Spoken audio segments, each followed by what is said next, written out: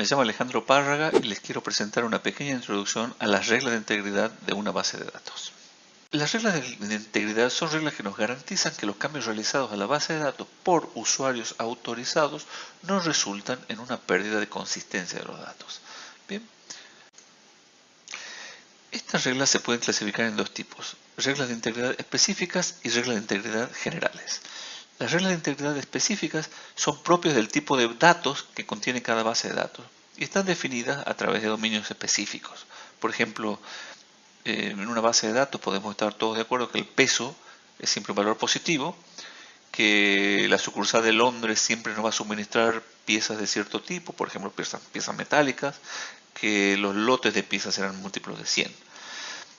Las reglas de integridad generales son reglas aplicables a todo tipo de base de datos y tienen que ver con la estructura lógica de la base de datos y los objetos que representan.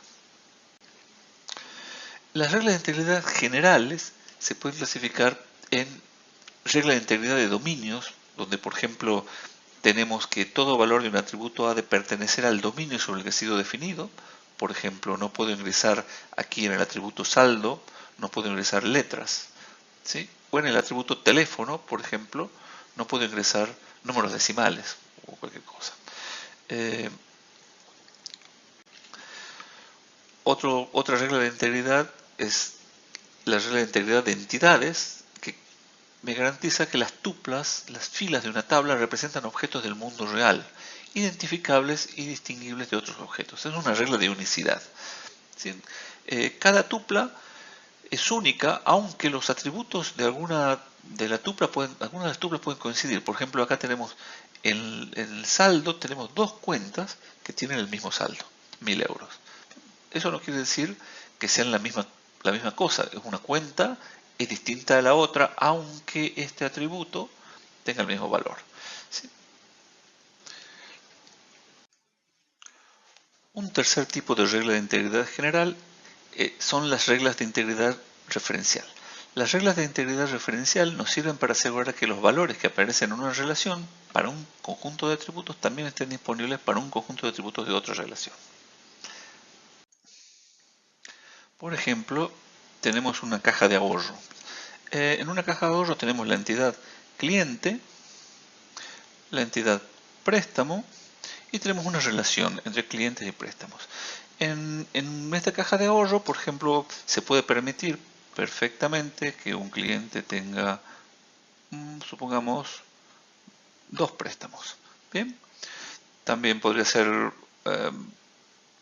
posible que un préstamo esté compartido por 2 clientes distintos. Esto puede ser posible, dependerá del banco, depende de las reglas de esta caja de ahorro. Ahora, también podría ser que un cliente esté asociado al banco, pero no tenga asociado ningún préstamo. Esto es perfectamente posible. Bien. Ahora consideremos el caso siguiente. Supongamos que tenemos un banco donde tenemos, por ejemplo, lo mismo que antes, un cliente que está asociado a 2 préstamos. Tenemos, por ejemplo, un cliente aquí asociado a un préstamo y también tenemos este tipo de relación, un préstamo que no está asociado a ningún cliente. Esto, desde el punto de vista del banco, me genera una inconsistencia, porque significa que tengo un dinero que ha sido destinado a un préstamo y que ese préstamo no tiene dueño. Bien, por lo tanto, esto es un tipo de relación que tenemos que tratar de evitar desde el punto de vista del banco. Para ello, necesitamos crear una serie de reglas de integridad referencial que apunten a evitar este tipo de inconsistencias que puedan aparecer en la base de datos. Por ejemplo, otro ejemplo, supongamos que el cliente decide cancelar su préstamo. Pues bien, una persona autorizada tendrá que acceder a la base de datos para poder borrar el valor del préstamo, y esto tendrá que seguir ciertas reglas. Supongamos que el cliente decide cancelar su cuenta en el banco. Pues bien, la persona autorizada tendrá que poder borrar el nombre del cliente de la base de datos, pero antes tendrá que verificar que se cumplan ciertas condiciones. Por ejemplo, que el cliente haya cancelado sus deudas. Bien, este tipo de reglas son las reglas de integridad referencial y nos sirven para mantener la consistencia de la base de datos. Y eso es todo por hoy. Muchas gracias.